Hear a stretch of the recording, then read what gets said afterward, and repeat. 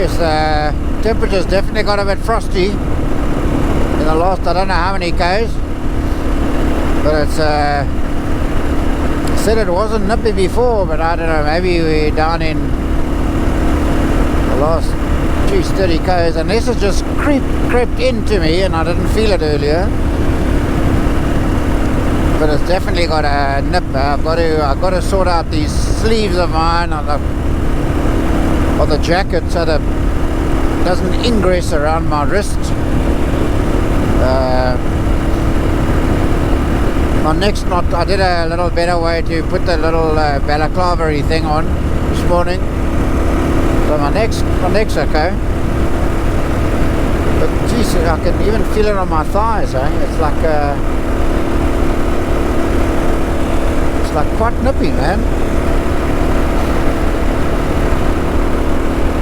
And we just passed the 50k mark to Aus, so that's coming close.